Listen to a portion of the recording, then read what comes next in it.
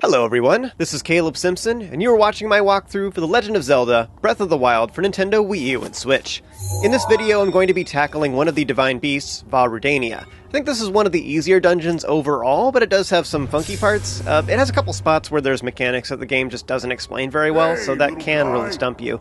But other than that, it's pretty straightforward. Just so you know, when you are outside, you do need the level 2 fireproof buff, but when you are inside, you don't need it at all. And because it takes a little bit for you to burst into flame and start taking damage over time whenever you do go outside, you can just kind of ignore the heat for the most part in this dungeon, and it's totally fine. It only really becomes important when you're fighting the boss later, and at that point you can get away with just some fireproof elixirs, and I'll talk more about that later. Anyway, if you have the Flamebreaker armor upgraded, you can go ahead and wear that. If you don't have all the pieces, or they're just not very upgraded, you should consider wearing the one freebie piece you have, or if you have multiple, like the head and the pants, and then have the champion's tunic for the chest slot so that you have enough armor rating. I feel like it's a nice lazy way to go about it, where it doesn't cause too much stress and you don't die. This dungeon is in the shape of a lizard. It kind of reminds me of a gecko, but I bet what they're really going for is a fire-breathing salamander, because that would match the fire theme. Anyway, first thing you want to do is turn around and go get the chest that is on the tail, which contains a screw. Boo! So bad. It is free though, so I can't really complain too much. My complimentary loot was garbage. And finally we can descend into the main entrance, which will shut the door behind you and leave you in complete darkness. Except for all those evil pulsating sludge things everywhere that conveniently glow. I think they haven't cleaned in here in a while, so that's our first priority, is bursting the eyeballs, which will remove the chunks of malice and open up this main room further, which is split in half down the middle with a wall. So, one of the nearby chests also contains a torch, so if you don't have one, or you just want to replace the durability on the one you have, this is an opportunity for you to do so to allow you to use the blue flame. So go to the blue flame, light a torch or the tip of an arrow, and then use that to spread the pyro love forward. Next, you want to defeat the Guardian Scout 1 just ahead, shoot the eyeballs across the room to open up the next section we're going to, and once again, you want to move the flame forward, either by using your torch or lighting the tip of an arrow. Something that I think is weird about torches in this game is that they use the same model for all torches in this game, and yet some of them will require blue flames, while other ones you can use any fire, so it will accept either red or blue. Anyways, all the ones in this dungeon only work with blue, and I don't really know why this is. There's never anything to really indicate that, other than like just trying it and realize it doesn't work. Anyway, my point is, these ones will only accept blue fire, just so you know. We can't use fire weapons or flint or anything else. It doesn't work. I'm thinking these particular torches are just like really picky eaters. You bring them anything else, they're like, no, I don't want it. Now, if you really want to get sassy from a lore perspective, I suppose you could just make the argument that if it did accept regular flames, then all the torches would just instantly burst into flame because it's so hot here, and all the puzzles would be complete. Congratulations, you completed the dungeons, guys, as soon as you entered. Good job. As with all of the divine beasts, once you unlock the map, you will be able to change various aspects of the dungeon. This one probably has the simplest application of this, which allows us to rotate the entire dungeon on its side. There's only 2 possible positions, so it's not exactly complicated, but it does still allow a lot of options for how we move around and interact with the dungeon itself. Because this plays such a big role here, we will end up rotating this dungeon far more frequently than we do with any of the other ones, so even though it's simpler, we're using it far more. One of my biggest complaints about this game is just that I don't feel like they explain the map mechanic very well, so whatever divine beast the player to do first, they're always like stumped for a bit until they realize they can even do this. Anyway, leave that room, go over to the left, and start shooting the nearby eyeballs. One of them will reveal a chest containing arrows, while the other one is on top of this ramp that is currently sideways. You don't have to do this one right now, but it is more convenient if you do. After that, shoot the eyeball at the nearby terminal to remove the malice around it, and then you can use the map to rotate the dungeon so that the terminal is right side up. After that, you can just sail to it to access it. You can, of course, get these terminals in whatever order you want, but I like getting this one first because it's nearby. There are 4 terminals remaining. That's the way. Open up the chests here if you want. One of them contains more arrows, so you might as well. At some point, you do want to shoot the eyeball that is in the center of the main room on the ceiling. On the other side of that is the final terminal where we will fight the boss, so this will remove the malice that is covering that terminal. You don't have to do it right now, but you do have to do it before the end of the dungeon. For this playthrough, I'm feeling like getting all the terminals from the head to the side and then working my way back, so just to keep it all nice and logical. So next we're going to need some blue flame, and you can grab it with a torch, and there's also one of those inside a nearby chest. But there's also a Dragon Bone Moblin Club in one of those chests as well, and that can also work as a torch. Just a fun little Easter egg that I'm sure a lot of you didn't know. I'm going to flip the dungeon on its side, which allows us to access the ramp that's in the middle of the dungeon. At this point, you can take the blue fire with you as long as you're using a torch or a wooden club. Unfortunately, lighting an arrow will not last long enough. That only works for short distances, then the arrow tip will unlight after a bit. Anyway, once you get to the top, you want to turn off to the left, and then you can hop down to light this torch down here. This will remove a barrier that is stopping the glowing ball from going through this channel. You want to rotate the dungeon back up right, and then the ball will now flow through it. You want to follow this back up to the ramp, and then rotate the dungeon onto its side again, so that the ball goes downhill inside of the ramp. You want to follow it, and along the way you can rotate the dungeon to access a chest that is on the side of the ramp containing a royal bow. I'm not sure if this is just because I'm going slower, but it sure feels easier to move along objects that are rotating when I'm ducking. So I always press in on the left analog stick before I try going over an edge as it's moving around, and I find it's a lot easier to not fall off. Grab this chest if you want, and then continue on down the ramp. At the end, you will find a metal block that is preventing the ball from exiting. You want to lift it out of the way with magnesis, and the ball will fall down into the pit. It should automatically roll into the slot at the bottom. However, sometimes it ends up on the side somewhere, and it's just in a perfect position where it doesn't actually go where it's supposed to. So you might have to pick it up and then put it there manually. But once it's activated, this will remove the bars on the nearby alcove that contains the next terminal.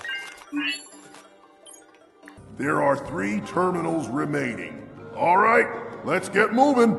This next puzzle is a tad complicated. You want to rotate the dungeon back upright and then take a hard right where there's a doorway blocking our path, but you can see a torch on the other side that needs blue fire.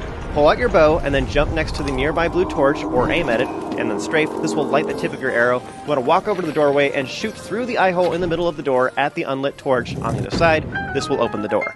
Just so you know, if you upgrade the Flame Breaker set to 2-star or higher, it makes you immune to all fire damage, so you can just ignore this puzzle and just walk right through here. Otherwise, the solution is to light the tip of an arrow with either blue or red fire, and then shoot at the vines that are on the ceiling in this room to reveal a giant metal block. You want to move it over with magnesis, and then rotate the dungeon onto its side, and use the metal block to shield you from the flames and access the 3rd terminal.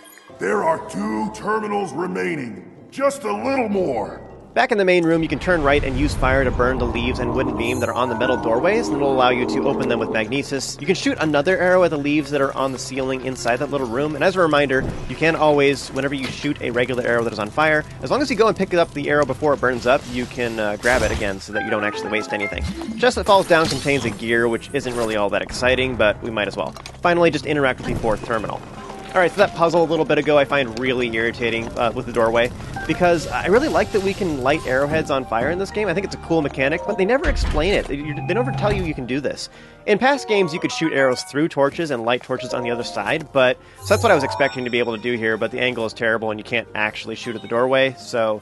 And also, in those other games, you have companions that would info dump on you and explain how to do this, or they'd give you a hint if you took too long. And this game doesn't have anything like that. And I'm not saying that I need to have my hand held all the time, it's just that it's like a core gameplay mechanic that was never explained. It feels like they just forgot, I guess, or something. There's no tutorial or anything that explains you can do this, and you can't continue unless you know this, too. For the final one, you want to rotate the dungeon so it's back upright again, and then start going up the ramp. If you look out the first window on your left, you'll see an eyeball that you can shoot to remove the malice over there. You want to fly out the second window and land on that platform, and then follow this to the left where you'll find a chest containing an ancient core. After that, rotate the dungeon back sideways and land on this upper spine of the salamander, and if you move over to the left side, you can see an eyeball that you can shoot to remove the malice that is covering the 5th terminal.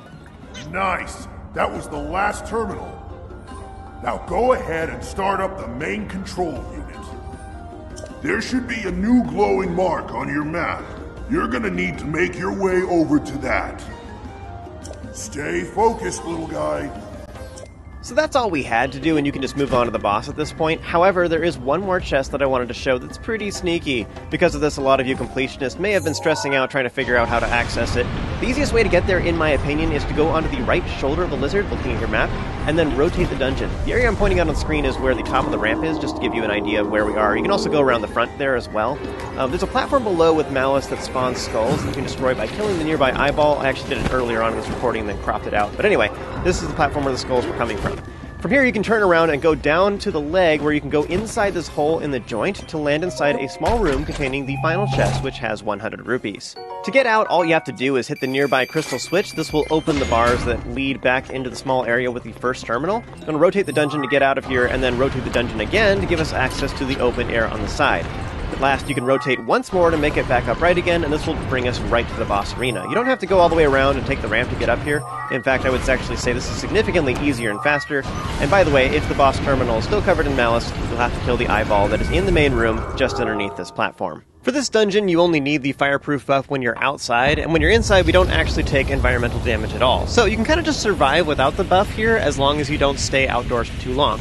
The exception to that is this fight, where we're going to be outside for way too long. Because of this, the bare minimum requirement in order to do this fight is going to be a level 2 fireproof elixir using 4 Smotherwing butterflies, or a level 1 fireproof elixir and a single piece of the Flame Breaker set, or 2 pieces of the Flame Breaker set. Otherwise, if you can get the whole Flame Breaker set upgraded to 2 stars or higher, then wearing the whole thing will also make you immune to all fire damage, which will block half of this gross damage, so definitely recommended if you have that option. Use the Master Sword if you have it. A metal shield is great, a multi-shot bow with ice arrows is amazing here, and ideally if you can get the damage buff from either food or armor choice, otherwise a tough diff would also be pretty good here too, if you don't have high enough armor level. And of course, remember to top off your golden hearts with some hearty dishes. This boss is not too bad, and it gets my vote for one of the easiest ones in the game. Honestly, if you made it all the way to this dungeon, you should have everything you need, unless you want to go get some more hearts real quick. But otherwise, as you'll see, bombs are overpowered. So Fireblight has 3 sword attacks, a vertical slash, a horizontal slash, and a triple spin attack. This last one is the hardest to avoid because he moves around a little bit at the same time, and you can just stand outside of his range, or you can get real close and he can't even hit you. This kind of applies to all of his sword moves, by the way. I like to call this the janky strat. Unfortunately, he's floating off the ground a little bit, so sometimes the angle makes it so that your attacks can't hit him very well when you're doing this. But otherwise, if you want to do it the normal way, you can always just use shield bashes, or you can side jump the vertical one, or you can backflip the other 2 in order to flurry rush him, which is just better. Flurry rushes are just always better. So counters are a great way to create an opening for yourself, but otherwise, just like everything in Breath of the Wild as a whole, you can just ignore the intended mechanics and do whatever you want. One of the simplest ways to defeat this boss is to just use lots and lots of bombs. See, the first one will stun him and interrupt whatever he's doing, and the second one will knock him to the ground and leave him vulnerable to your melee weapons. Did you know that each one of your bomb runes have a separate cooldown? By immediately switching back and forth, you can use them in quick succession, and if you upgraded them to Bombs Plus, you can technically really abuse this, like, forever. In this particular case, 2 is actually the perfect amount. Once he's on the ground, you should totally switch to weapons. You'll do a lot more damage. Also, if you're worried about the explosion radius of your bombs hitting you, just aim a little off to the left or right side of the boss to stay extra safe. You can also stun him by shooting him in the eye, but rather than using regular arrows, you should totally use ice arrows to get a little extra damage. Haha! I bet you probably thought they were useless this entire game, but they finally have a chance to shine. Bomb arrows will explode when they come in contact with hot air, by the way, so you can't use those here. He also has this flare attack where he'll throw out a bunch of small embers, and this can do up to 5 hearts of damage if you don't have fire immunity, but it's also pretty easy to dodge, so I wouldn't worry about it too much. For the second phase, he'll power up his sword with fire, which will leave trails of moving flames on the ground after his sword attacks. These things do varying amounts of damage, somewhere between 1 and 5 hearts if you don't have fire immunity, and I couldn't nail down the exact cause of the variance. I don't know why there's changes in the damage, but it doesn't really matter because they're really easy to dodge, or you can just interrupt him so he never actually gets a chance to get any of his attacks off, so we don't have to deal with this at all. He'll also repeatedly warp over to one of the 4 shoulders and hide inside a shield while he sucks in energy. Afterwards, he'll release this heat-seeking fireball that will slowly come after you. It can be detonated with just about anything, but be warned that the explosion radius is massive. You're probably better off either forcing it to hit some of the nearby terrain, such as the central control unit, or simply neutralizing it with an ice arrow. Otherwise, you can also use his attack to your advantage by just having him suck up a bomb and then detonating it inside his shield to knock him to the ground, which will create an opening for you. The last attack the boss has is a Guardian Laser, just like all the other Blights. Either hide behind cover or use a well-timed shield bash to reflect it. Alright, so all that being said, here is a regular fight. Now, in this recording, I'm not doing anything super special, and I'm trying to take my time a little bit and show multiple techniques during it. I'll show more extreme examples after this where you can really beat him up fast, but like I was saying before, you can pretty much interrupt him anytime by simply using bombs or hitting him in the eye with arrows. Ideally ice arrows, so you're doing additional damage, but if you hit him in the eye, it'll stun him as well. So by just following him around relentlessly, you can force him into vulnerable phases by ideally using multiple bombs. It doesn't really matter how bad your weapons are, because you can just prevent all of his attacks and immediately go back to beating him up. So this should easily get you through the first phase.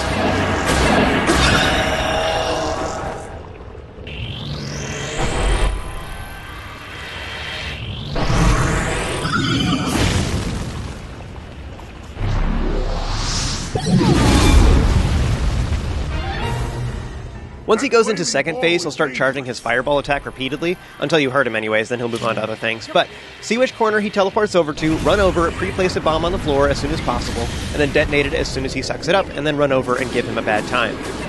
Here, I should have used a second bomb to force him to the ground, but I was just feeling lazy, and I ended up just having to use a bunch of ice arrows to finish him off. I was waiting for him to get down low so I could punch him in the face again, but it didn't really end up happening. So, just range attacks it is. So that's a regular fight, nothing super special to know about it. I did have fire immunity because of the 2-star or higher Flame Breaker set, but he never got a chance to even use any fire attacks, so it doesn't really matter. I mean, if you can prevent all of his attacks anyways, then it doesn't matter if you're fire immune, right? But meanwhile, on the flip side of that, though, I do think the level 2 fireproof buff is necessary. So, for this next site, I did drink a level 2 fireproof elixir, which you can make using 4 Smotherwing butterflies and a single high-end monster part. This allows me to get the damage buff from armor instead, so if you don't feel like purchasing and upgrading the Flamebreaker set, this is an alternative for you. You can drink 1 potion like this to get up Death Mountain, so you have enough fireproof for that, and drink another one of these just for the boss. And then meanwhile, for the dungeon, it actually doesn't matter, because you don't need the fireproof buff when you're inside the dungeon. Now, all I'm doing is I'm standing really close so the boss can't hit me with his sword attacks, and I think that maybe the vertical slashes can still hit you, so just be ready to strafe from side to side for that, but any other sword attack will just pass over your head. With the Master Sword doing a whopping 60 damage against Blights, this means that I'm actually hitting for 90 damage every hit, and I just move on to the second phase in one cycle, and it's really easy. It is worth noting that you could get some specific weapon type armors would accomplish the damage increase as well, so if you have like the Radiant set with bone weapons or the Ancient set with some Guardian weapons, you could do something similar to this and have similar damage numbers. However, I think a damage armor such as the Fierce Deity or like, say, the Barbarian set, even if it's not upgraded, it accomplishes the same thing. You don't have to upgrade it for this fight, because if we're stun locking this boss all the time anyways, it doesn't matter how little armor you have. Even if he does tons of damage, if we're preventing all his attacks anyways, then we can just do whatever we want. By the way, this is a pretty hot fight, but if you want to make it even spicier, you could incorporate some Stasis Plus into your rotation to get a few extra hits in on him as well. One more fight real quick just to show the damage buff with food instead, and using ice arrows with a multi-shot bow. The way the damage is calculated with these things is kind of weird, but it's still the best way to do it if you're going to try using ranged combat instead.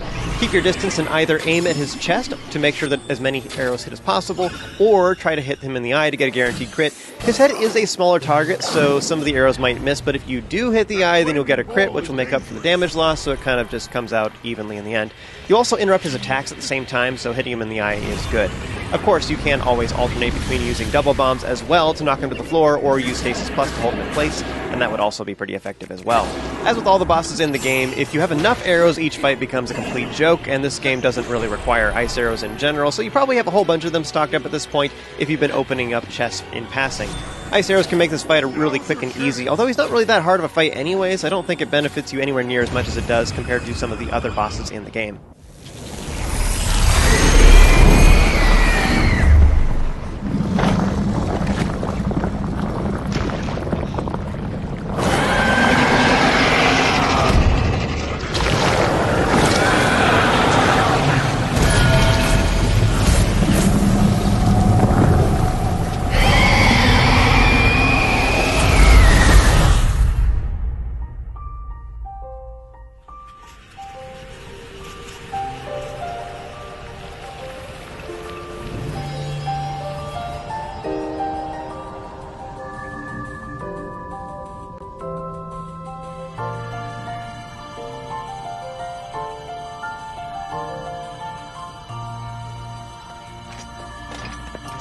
Once you've defeated the boss, it will leave behind a heart container, which will increase your life by 1 whole heart. Now, if you somehow neglect to grab it, though, don't worry, because you can warp back to the dungeon after you completed it. You can't actually enter the dungeon again once it's finished, but outside of it, you will find a heart container if you didn't grab it earlier. So don't stress about it if you somehow ran past it, it's still totally available to you to collect. After that, just interact with the central control unit and sit back and sip on your preferred fireproof elixir of choice while you enjoy the following cinematic with everyone's favorite dead Goron. No, not that one. No, not that one either. You know what? If you never even finished Majora's Mask, and technically all the Gorons in that game fall in the same category, so we're just going to call it right there. There's too many of these guys to count, so just enjoy this following cinematic with Daruk. Great work, little guy!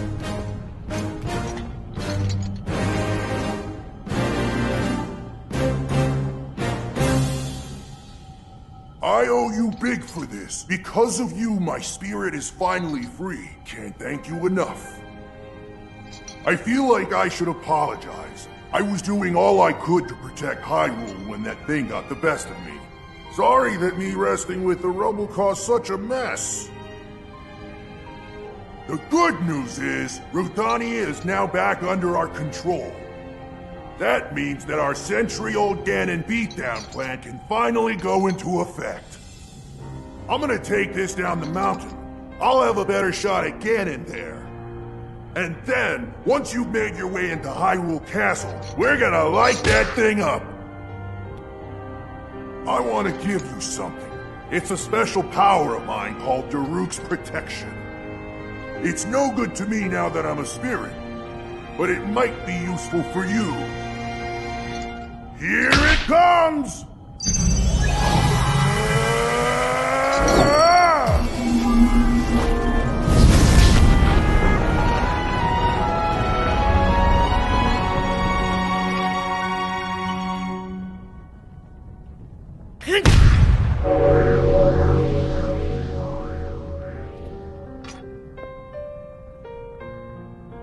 From this moment forth, the power of protection from the depths of my soul now lives inside you. Good luck, little guy. And give my regards to the princess.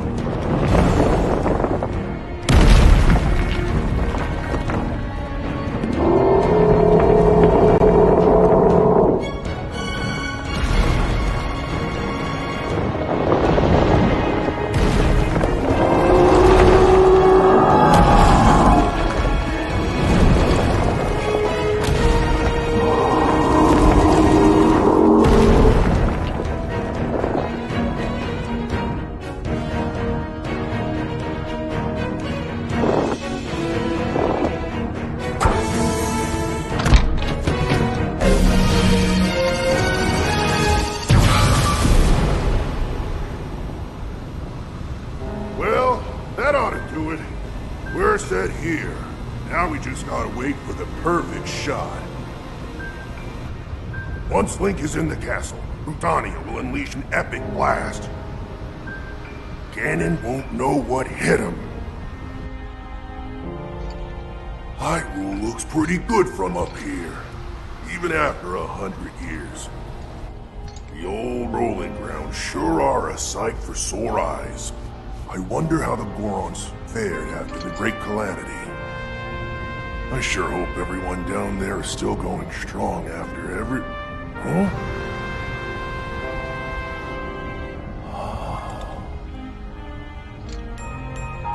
Hey, look at that! Still going strong indeed! Ha!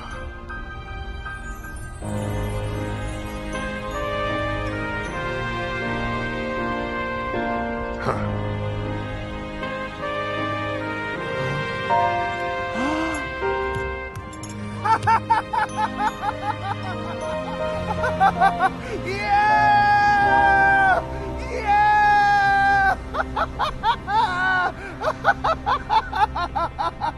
Woo! After completing each Divine Beast, you will then get a power related to that champion. For this one, we learned Daruk's Protection. We actually saw Yunobo use this a ton on our way up Death Mountain earlier in the game, so you might be thinking to yourself that you could probably shoot yourself out of a cannon right about now, right? Wrong! Don't be ridiculous. Pfft, that'd be just silly. Instead, we can stasis launch ourselves on a tree, sailing through the air at 1,000,000 miles an hour like any normal person. Link, thanks to you, all of the divine beasts have returned to us, and the spirits of the champions are free. We will all be awaiting your clash with Ganon at Hyrule Castle. By the way, once you've completed all 4 Divine Beasts, then Zelda will chirp up telepathically and be like, Link, I know this is an adventure game, but please don't forget about mine English self. Please make your way over to Hyrule Castle and defeat Ganon as soon as you've completed the large list of side quests you've accumulated in your quest log, but never actually finished because of your short attention span whenever shiny objects are involved. I need to see you in person so that I can verbally abuse you, just like the good old days. Anyway, going back to talking about Daruk's Protection. This power allows you to have an additional shield whenever you are targeting with ZL, so if something overwhelms your defenses, it will completely block it, and negate it, and then it has to recharge. I feel like this is one of the more annoying powers, though, because it does make a noise every time you target something, so a lot of players will disable it when they're exploring just because they don't like hearing that all the time. Besides, I didn't collect all those apples for nothing. You can always just reactivate it when you get to more challenging areas or during boss fights. I do find this power a little bit sad because I feel like Vah Rudania has some of the steepest requirements to access, but it also gives you a power that is very handy everywhere else, and for the other dungeons in particular. It's kind of just a pain to get to the boss in the first place, but the boss itself is super easy, so it's not like you need defenses for that particular boss because you can neutralize all its attacks anyway, so it's just kind of fine. So, after completing the dungeon, you can then speak with Yunobo and Bludo here in Goron City, who will thank you for completing the Divine Beast and saving their people and their diet, and only now belatedly notice that you have the Master Sword on your back all along, if you currently possess it anyway. After noticing that, they'll then try to get you to replace the best weapon in the game with an even worse weapon, the Boulder Breaker. It's a two-hander that does 60 damage, which is kinda good. At this point, though, you should have access to a bunch of places where you can farm for Royal Claymores, though, which do 12 more damage and are much easier to acquire, so I don't know about that. However, if you're like me, I like hanging on to the champion weapons just for completion's sake, so I slap them on my wall in my house in Hatino. Well, that'll conclude everything we have to do here, so thanks so much for watching. If you enjoyed this video and found it helpful, be sure to throw a like on it, subscribe, and stay tuned for more content just like this. Remember to stay awesome, you have an amazing day, and I'll see you next time.